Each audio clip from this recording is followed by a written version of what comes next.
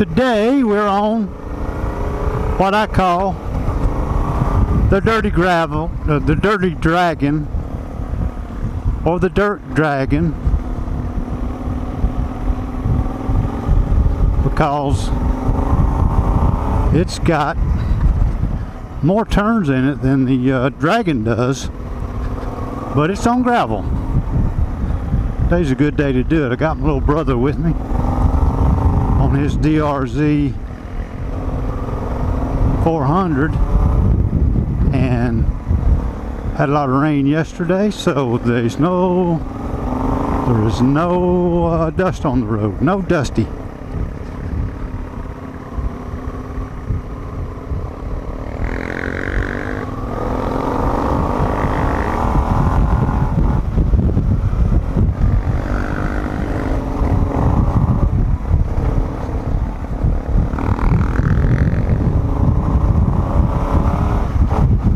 Counted the turns in this, and that wasn't the entire gravel section of this. It's only like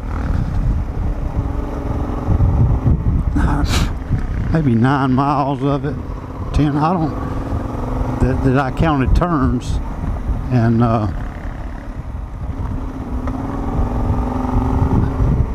it was well more than 318. It was over 300, but that's not counting all of it, because this is on Forest Service. This is a Forest Service maintained road, and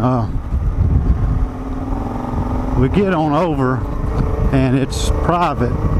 I didn't count the part that was on private. It's privately maintained. I really don't want to, I'm not going to say where this road is. A lot of you guys have ridden dual sports over here in North Carolina and Tennessee will know what road I'm talking about. I don't want to advertise it, because there's where you got to be careful. Don't be getting on the wrong, well, it's only one single lane road, but you need to stay on the right side of the road, because you'll run into somebody. If not a vehicle, you'll run into somebody else on a motorcycle.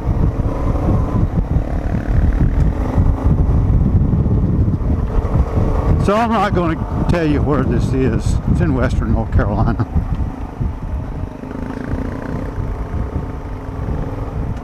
I just don't want to advertise this road, even though many people know about it.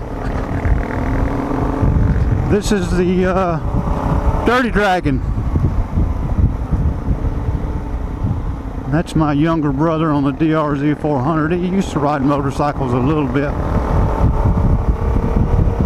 30 years ago, and his brother-in-law talked him into another one. I didn't want to talk him into one, because I knew that his wife, my sister-in-law, he got hurt. I'd never hear the end of it, so I wasn't going to encourage him to get another bike.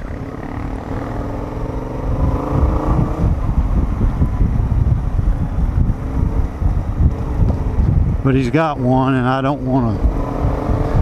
We're riding okay. I don't want to try to push it, because I don't want to be responsible for somebody getting hurt.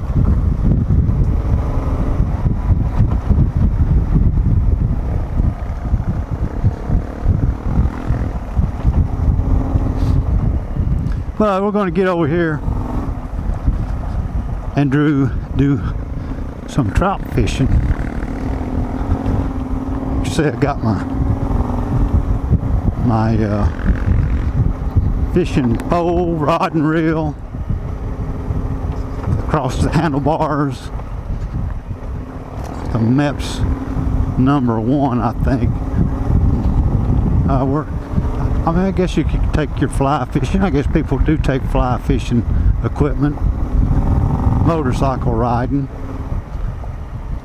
I'm not that serious about it. Oh, guys can spend $1,000 on a custom-made bamboo rod for fly fishing, and then you get into the fly tying and I'll try to figure out what the hatch is. And I'm familiar with all that stuff, but that's another hobby you get into, and you spend a lot of time and money on that.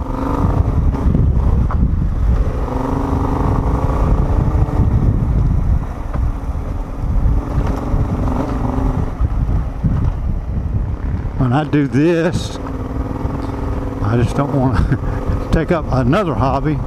This trout fishing that I do is, most of the creeks are stocked, but now I have been going to creeks that are stocked, but I've been catching a lot of native species, some browns, some brooks, some specks.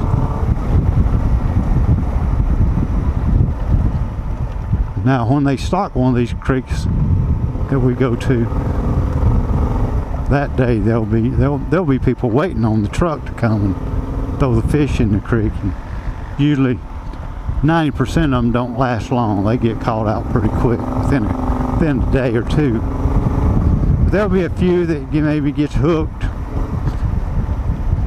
Once you hook them, they're not going to bite on anything for a while.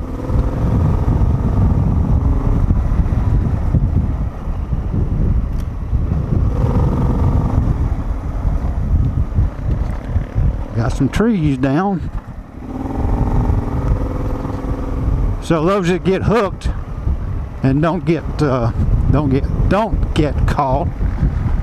they end up back in the creek, or people catch them and throw them back. They're not going to bite for a while, so they'll end up in the creek a few days later. Sometimes they go up the creek, sometimes they go down, but you'll catch them where you don't usually,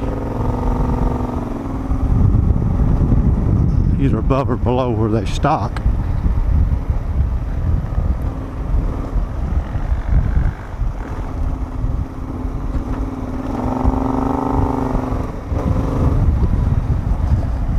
But now the native trout,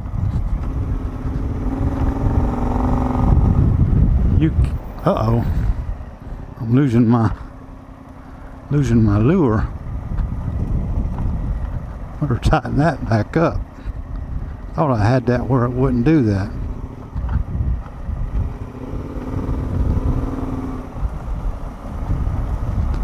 The native species, you will